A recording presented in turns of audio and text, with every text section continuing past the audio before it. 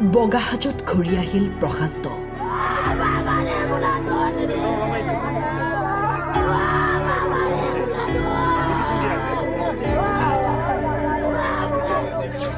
মাক দেউতাকক সুখত ৰাখিম বুলি কৈ গৈছিল 4 মাহ আগত।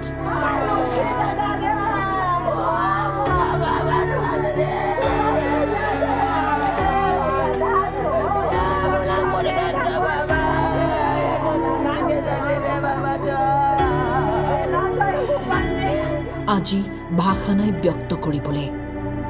পিতৃ মাতৃ আৰু আইতাকক অকলশৰীয়া কৰি প্ৰশান্ত গুচি গ'ল চিৰদিনৰ বাবে।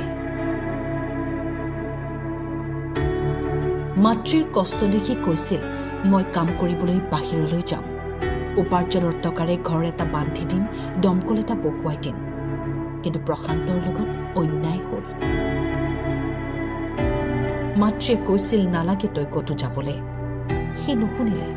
4 মাহ কাম কৰিলে কৰ্ণাটকত। 4 মাহৰ টকাকেইটা মোনাত সাঁচি মাকলৈ ফোন কৰি জনাইছিল আহি আছো ঘৰলৈ। কিন্তু আহিল বগাহাজত।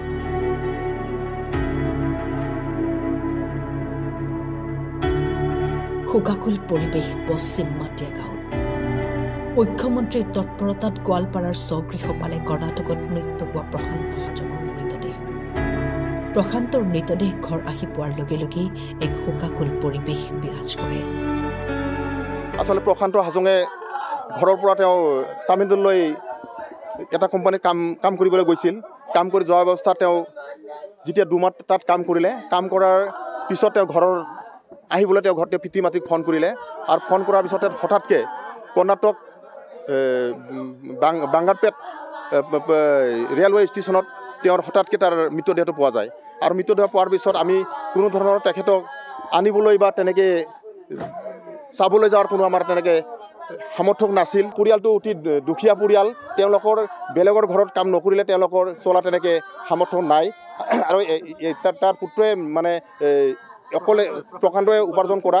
আৰু মই ইয়াতে ক'ব খোজোঁ যে মুখ্যমন্ত্ৰীৰ সহযোগত আজি বা নিৰ্দেশ মৰমে আজি আমি এই লাষ্ট পৰ্যায়ত তেখেতৰ মানে মৃতদেহটো চাবলৈ আমি ৰাইজে হওক তেওঁ পিতৃ মাতৃ হওক সম্ভৱ হৈছে। আৰু মই এইটো কাটৰ অনুৰোধ কৰোঁ যে চৰকাৰে যদি অকণমান চকু মিলি চায় যে তেওঁলোকৰ এই দুখীয়া পৰিয়ালক কিছু যদি সাহায্য যদি আগবঢ়ায়, সেইটো আমি আশা ৰাখিছোঁ।